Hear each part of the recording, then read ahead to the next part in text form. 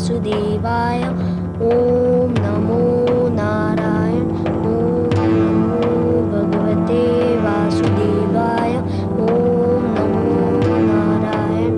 ओम नमो भगवते वासुदेवाय।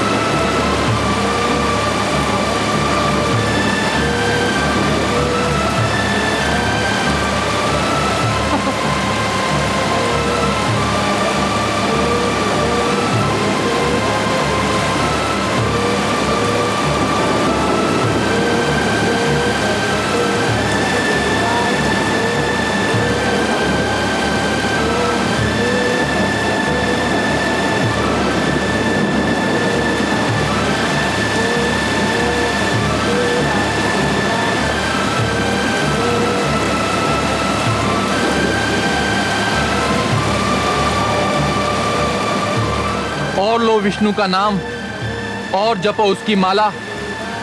अरे छोटे से छोकरे, तेरी माता ने तुझे तेरे पिता के प्रकोप से तो बचा लिया, पर मेरे प्रकोप से तुझे कौन बचाएगा? मैं तुझे तड़पा तड़पा के, तरसा तरसा के मार डालूंगा। तेरे विष्णु ने मेरे तन के 2 टुकड़े कर दिए थे। मैं उसके किसी भी भक्त को चैन नहीं लेने दूंगा। देखूं वो मेरा क्या कर लेता है।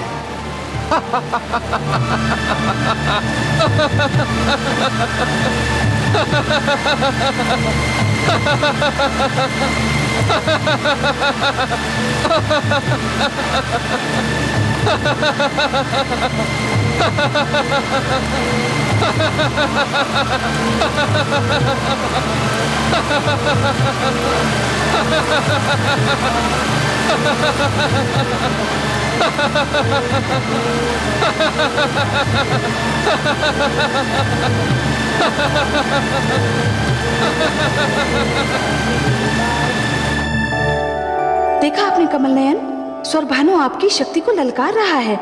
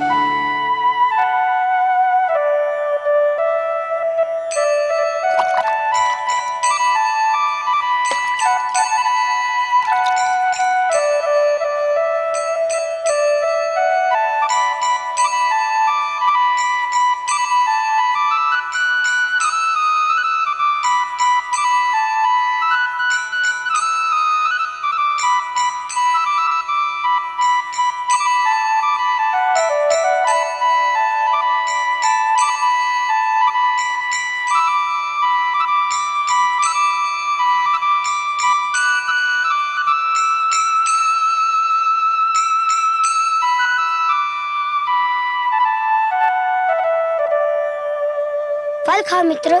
हम देख रहे हैं तुम कितने दिनों से भूखे हो।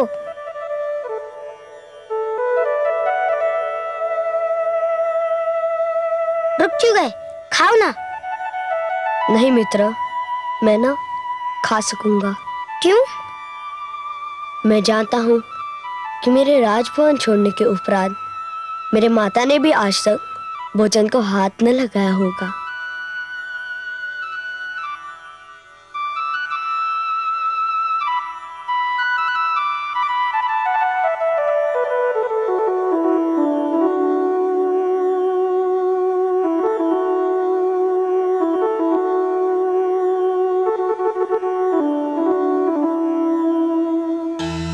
नारायण नारायण।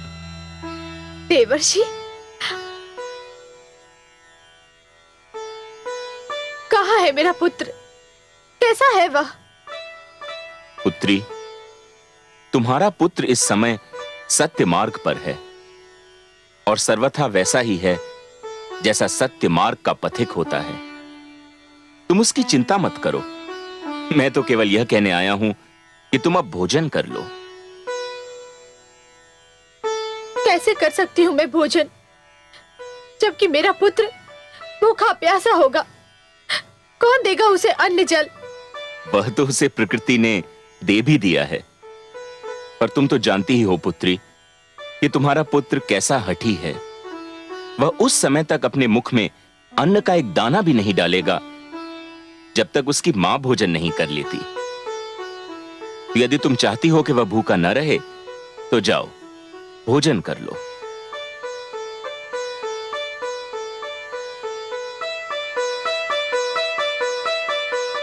आयुष्मान भव। नारायण नारायण।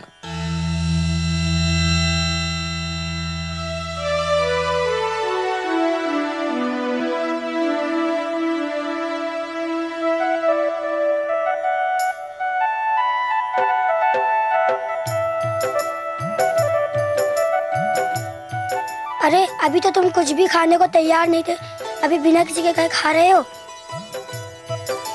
क्योंकि मेरी माता भी भोजन कर रही है। तुम्हें कैसे पता चला? पुत्र माता के शरीर का अंश होता है। वो माँ पर बीती हर दशा पहचान लेता है।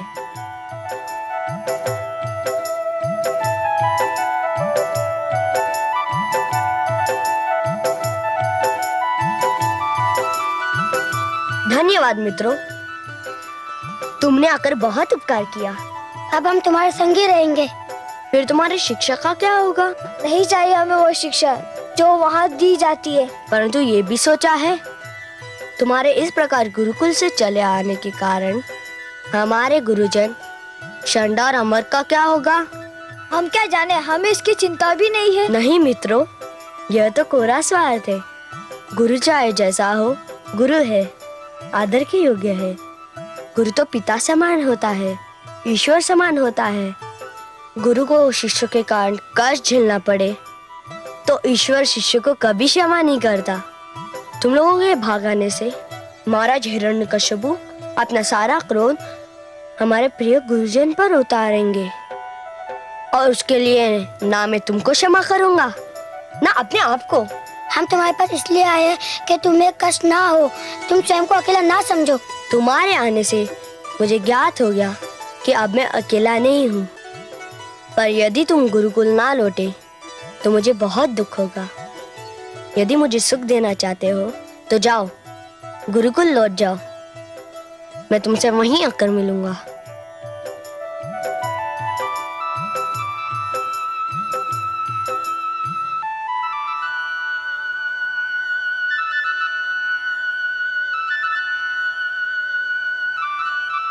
दुआई है भगवान, दुआई है, दुआई है भगवान, दुआई है, दुआई है भगवान, दुआई है, दुआई है भगवान, दुआई है, दुआई है भगवान, दुआई है।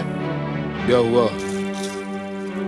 क्या हमारी प्रिय प्रजा को किसी ने सताने का साहस किया है या किसी दुष्ट ने उसे कष्ट पहुंचाया है?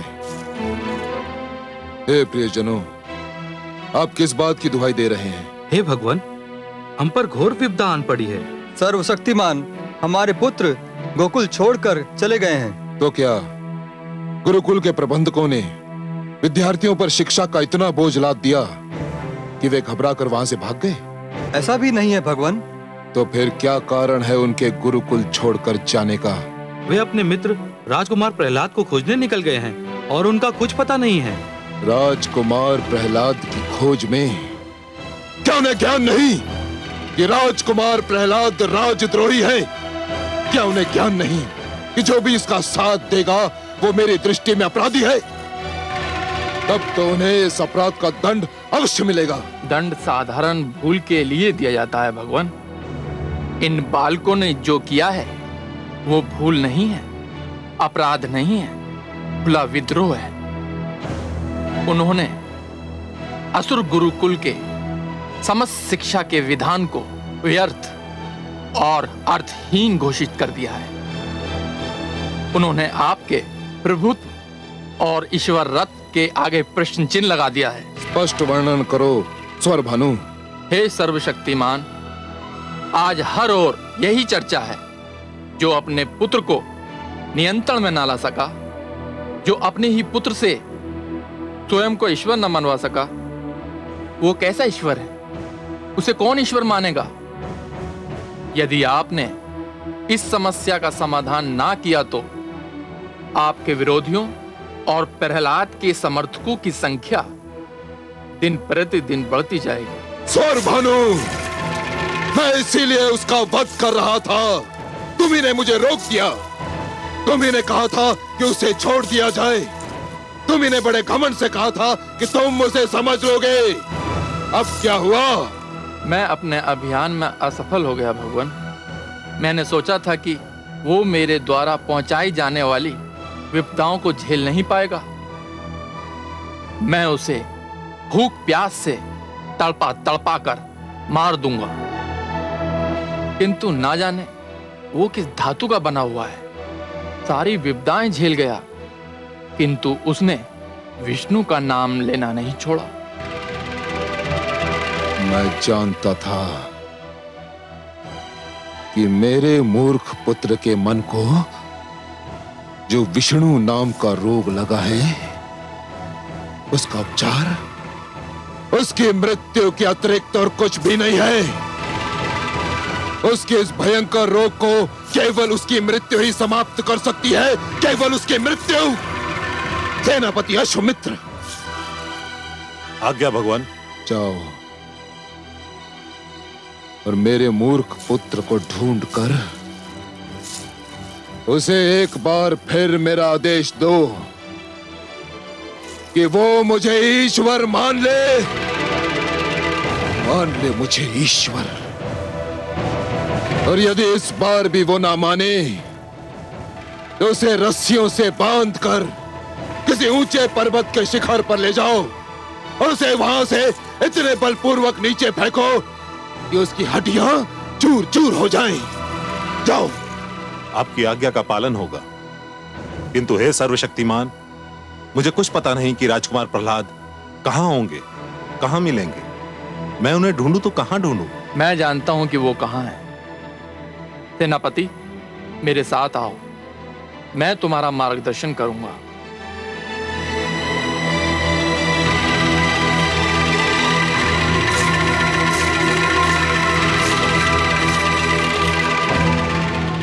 हे प्रियजनों,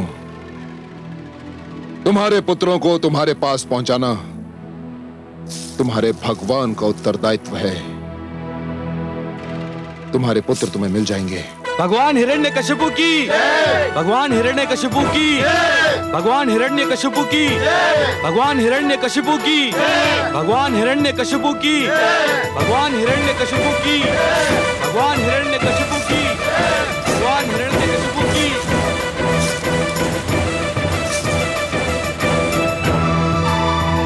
महारानी जी, महारानी जी, महारानी जी, बड़ा अनर्थ हो गया। क्या हुआ? राजकुमार प्रहलाद के लिए मृत्युदंड की घोषणा कर दी गई है। क्या? महारानी जी, भगवान हिरण्यकशिपु ने आदेश दिया है कि राजकुमार को बांधकर पर्वत की चोटी से नीचे फेंक दिया जाए। हाय मेरा पुत्र और सेनापति भगवान की आज्ञा का पालन करने के लिए इसी समय प्रस्थान कर रहे हैं।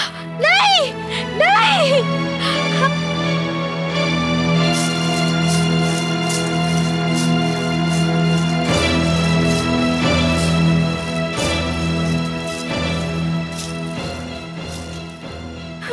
चलो सारथी। ठहर जाओ, तुम लोग मेरे पुत्र का वध नहीं कर सकते। हम विवश हैं महारानी, हमें अपने भगवान की आज्ञा का पालन करना ही होगा। आप हट जाइए। नहीं हटूंगी। तुम्हारा ये रथ मेरे शरीर को कुचल कर यहाँ से आगे बढ़ सकता है। हट जाइए, हट जाइए, हट जाइए। अश्वमित्र के मार्ग से हट जाइए महारानी। नहीं महाराज, मेरे पुत्र पर दया कीजिए, उसे क्षमा कर दीजिए। उसे आपने अपने राजभवन से तो निकाल ही दिया है, आप उसे अपनी दीनहीन दशा पर छोड़ दीजिए महाराज, उसे क्षमा कर दीजिए। नहीं, कदापि नहीं महारानी। उसे छोड़ना अपने ईश्वरत से हाथ धोना होगा। नहीं। आप हट जाएं। नहीं। महारानी को राजभवन ले जाओ। नहीं महाराज, मेरे पुत्र को क्षमा कर दीजिए। नहीं महाराज, क्षमा कर दीजिए उसे, क्षमा कर दीजिए। अश्वमित्र, आज्ञा का पालन हो। जो आज्ञा भगवान। चलो सारथी।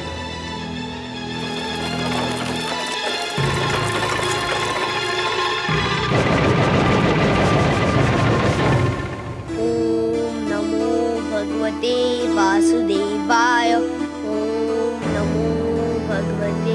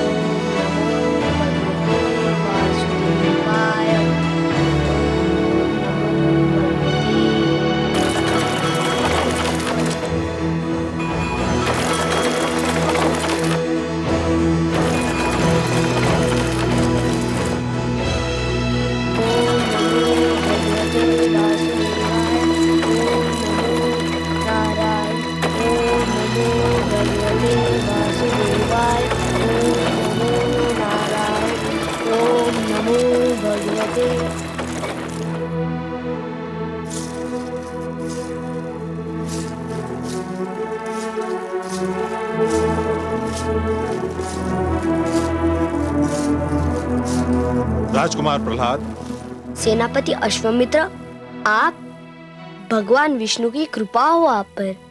कैसे कष्ट किया? मैं भगवान हिरण्यकश्यप के आदेश से आया हूँ आपके पास। आपका स्वागत है सेनापति। क्या संदेश लाए हैं आप? मैं ये संदेश लाया हूँ कि आप हमारे भगवान हिरण्यकश्यप को अपना भगवान मान लें। यदि आपने ये मान लिया तो आपके जीवन पर छाए सारे संकट दूर हो जाएंगे। यह भी तो संभव है कि आप और आपके सम्राट मेरे ईश्वर को मान ले, तो आपके और आपके सम्राट के जीवन और आत्मा पर छाए हुए सारे संकट दूर हो जाएंगे। ये कदापि नहीं हो सकता राजकुमार। हे सेनापति, आप अपने लिए जो कहने और सोचने की स्वतंत्रता दिखा रहे हैं, वह स्वतंत्रता को मेरे लिए उचित नहीं समझते? यह तो अन्याय है ना? मैंने संदेश सुना दिया, मेरा उत्तरदायित्व तो पूरा हो गया। मैंने संदेश सुन लिया, मेरा उत्तर भी पूरा हो गया। भगवान हिरण्यकश्यप का ये आदेश है कि यदि आप उन्हें ईश्वर नहीं मानते तो आपको रस्सियों से बांधकर पर्वत की ऊंचाई से फेंक दिया जाए। तो फिर आप प्रतीक्षा क्यों कर रहे हैं? अपने भगवान के आदेश का पालन कीजिए। सैनिकों, राजकुमार को रस्सियों से जकड़ दो। ओम नमो भगवते वासुदेवाय। ओम नमो भगवते वासुदेवाय। ओम नमो भगवते वासुदेवाय। ओम नमो भगवते वासुदेवाय। ले चलो इन्हें। ओम नमो भगवते वासुदेवाय। हे कमल नयन, ये कैसा अनर्थ हो रहा है? एक नन्हे से बालक को मृत्युदंड। दुष्ट हिरण्यकश्यप ने पुत्र प्रहलाद को पर्वत से नीचे फेंक देने का आदेश दिया है और धूर्त सेनापति अश्वमित्र उस आदेश का पालन करने जा रहा है। हाँ महादेवी, मूर्ख हिरण्यकश्यप ने जब से स्वयं को ईश्वर घोषित किया है, समझने लगा है कि प्राणियों का जीवन और मरण उसी के हाथ में है। किंतु हे दया सिंधु, यदि मेरे पुत्र को पर्वत से सचमुच नीचे फेंक दिया तो उसका कोमल तन चूर चूर हो जाएगा। नहीं प्रिय, यदि जीने की इच्छा प्रबल हो तो जीवन के निकट जाते मृत्यु के पांव भी डगमगाने लगते हैं। परंतु हे दयासागर, अश्वमित्र के पंजे से उसे कौन छुड़ाएगा? उसका जीवन कौन बचाएगा? उसका विश्वास महादेवी, उसका दृढ़ विश्वास। जिस प्रकार सूर्य के रहते रात्रि का साहस नहीं कि वो दिन के निकट भी जाए, उसी प्रकार आपके पुत्र प्रहलाद के दृढ़ विश्वास के रहते किसी विपदा का यह साहस नहीं कि वो उसे छू भी सके। उसका यही दृढ़ विश्वास उसके जीवन की रक्षा करेगा। उसे पर्वत तो क्या, आकाश की ऊंचाई से भी नीचे फेंका जाए तब भी उसका बाल भी बांका नहीं होगा। यही आपके प्रश्न का उत्तर है महादेवी, और यही मेरा आपको वचन है।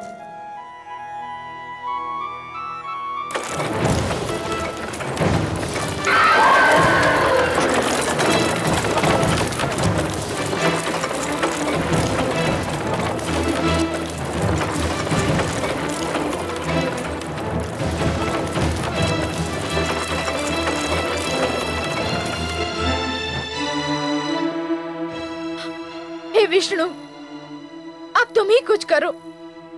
मेरा पुत्र तुम्हारे नाम पर न्योछावर हो रहा है।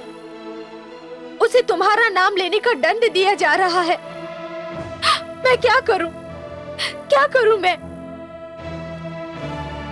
नारायण नारायण। हे देवर्षि, मैं क्या करूं? मेरे लक्ष्मीपति को पुकारो, उनसे सहायता मांगो। मैं कहां जाकर उन्हें पुकारूं? मेरे स्वामी ने तो उनके सारे मंदिर ध्वस्त कर दिए हैं। मैं कहां जाकर विष्णु से अपने पुत्र का जीवन बचाने की मांग करूं?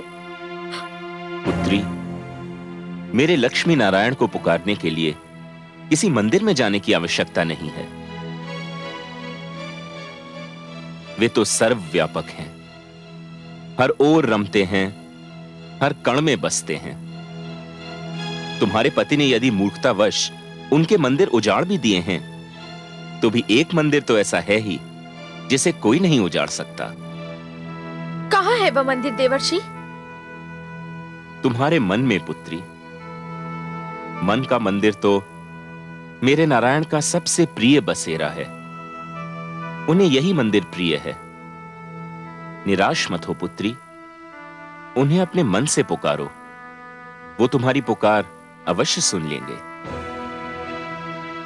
नारायण नारायण। हे लक्ष्मीपति, हे दया निधान, हे कृपा सागर, मेरे पुत्र अपने भक्त प्रहलाद की रक्षा करो। ओम नमो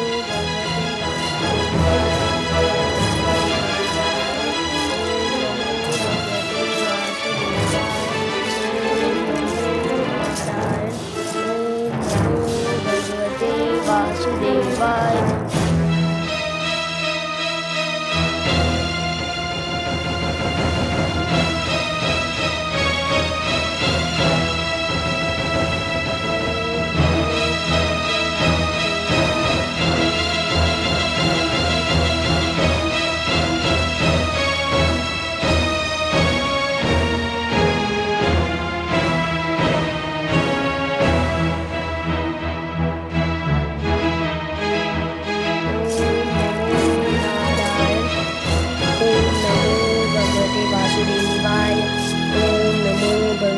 राजकुमार प्रहलाद, मैं आपसे अंतिम बार पूछता हूँ, आप हमारे भगवान हिरण्यकश्यप को अपना ईश्वर मानते हैं या नहीं?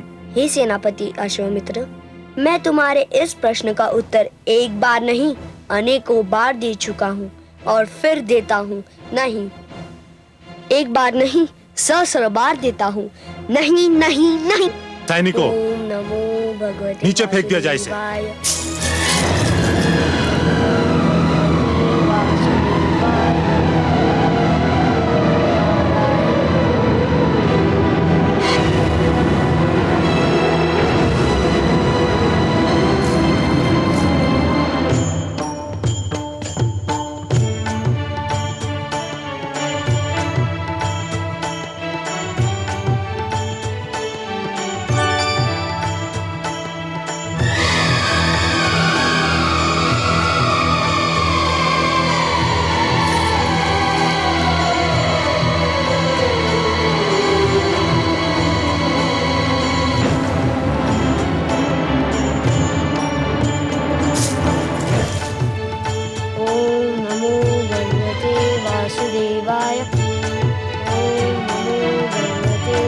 वासुदेवाय। वासुदेवाय।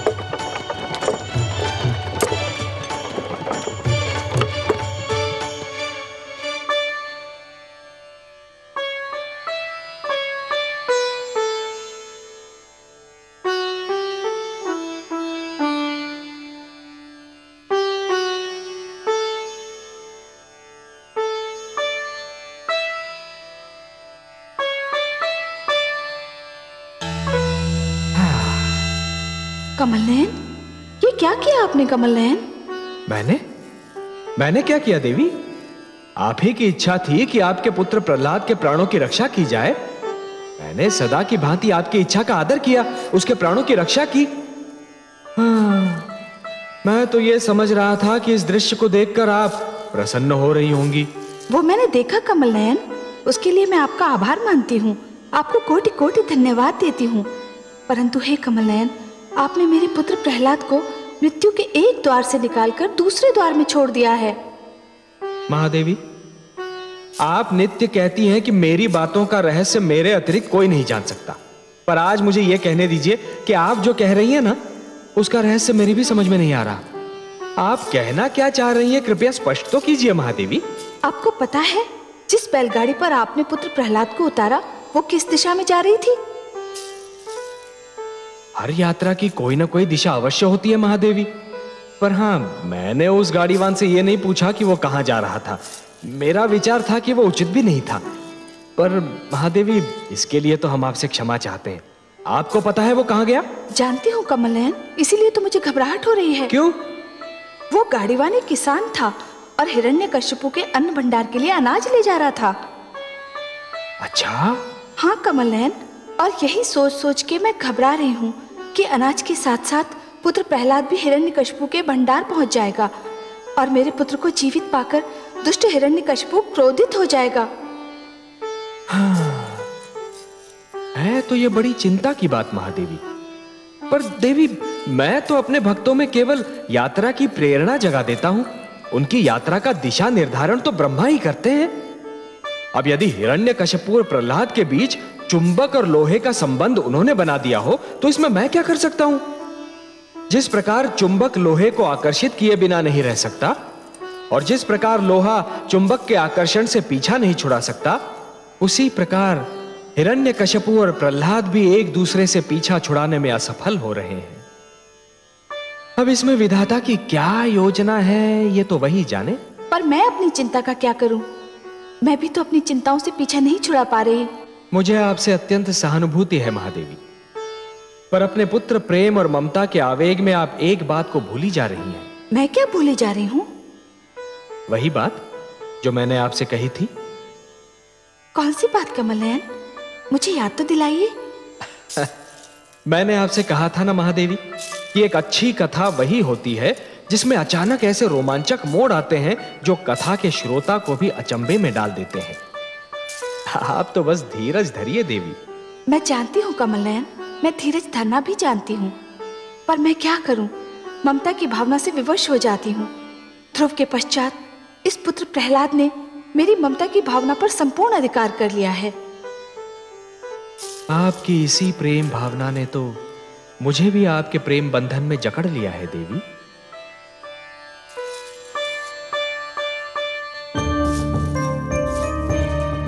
अश्वमित्र कहां रह गया?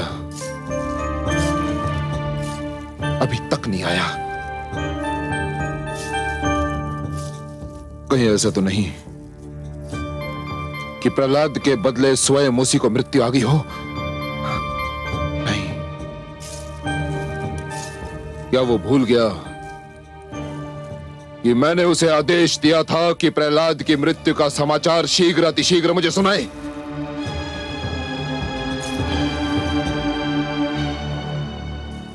अब आप क्या सोच रही हैं महारानी?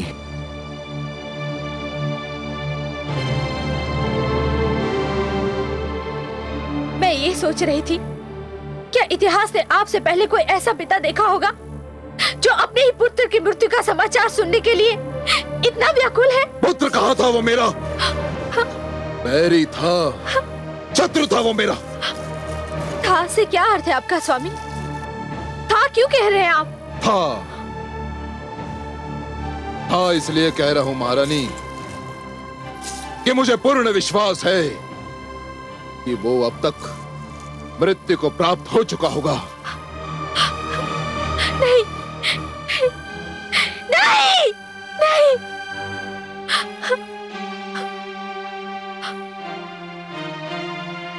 आप तो ईश्वर हैं।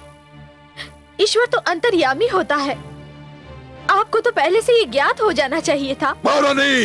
भगवान हिरण्यकश्यप की जय हो।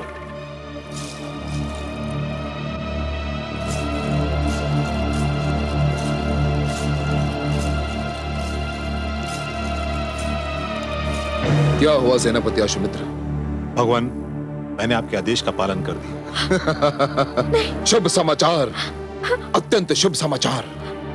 मुझे पूरा वृत्तांत सुनाओ। राजकुमार प्रहलाद ने इस बार भी आपको ईश्वर मानने का विरोध किया। फिर तुमने क्या किया? मेरे आदेश पर सैनिकों ने उसे रस्सियों से जकड़ दिया। फिर उसे एक ऊंचे पर्वत की चोटी पर ले गए भगवान।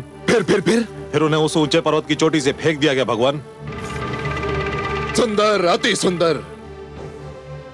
तो अंततः वो दुष्ट मृत्यु को प्राप्त हुआ? हमारा यही विचार है भगवान। विचार है? अर्थात तुमने उसका मृतक शरीर अपनी आंखों से नहीं देखा? नहीं भगवान। क्यों? जहां से राजकुमार प्रहलाद को हमने फेंका था, वहां से पृथ्वी इतनी दूर थी कि कुछ समय तक तो हमें दिखाई देते रहे, किंतु फिर एक बिंदु के समान दृष्टि से ओझल हो गए। भगवान, हमें विश्वास है कि पृथ्वी तक पहुंचते पहुंचते उनका शरीर चूर चूर हो चुका होगा। हत्यारों! तुम सब हत्यारे हो। तुम सब ने मिलकर मेरे पुत्र की हत्या की है। हत्या की है मेरे पुत्र की। महारानी, आप अपने कक्ष में जाइए। तुम सब ने मेरे पुत्र की हत्या की है। महारानी, आप अपने कक्ष में जाइए। हत्यारे हो तुम। जाइए।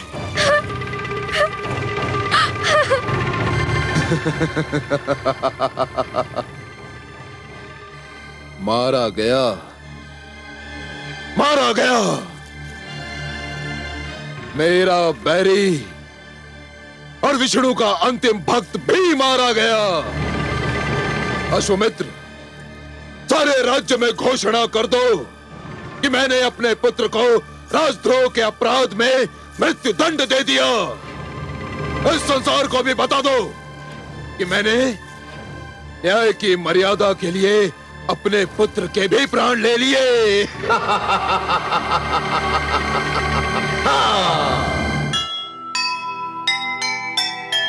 जिसकी रक्षा का लिया खुद भगवन ने भार, उसको मारे क्या भला यह बैरी संसार। यश अपयश जीवन मरण सब है उसके हाथ। जो ईश्वर का भक्त है ईश्वर उसके साथ, ईश्वर उसके साथ। जो सुनेगा ये पुराण पाएगा सुख और ज्ञान, पाएगा सुख और ज्ञान। कर्म को ही धर्म जान, प्रेम की तू छेड़तान, प्रेम की तू छेड़तान। बीते युग बता रहे हैं, बीते युग बता रहे हैं, सत्य पथ पे चल सुजान।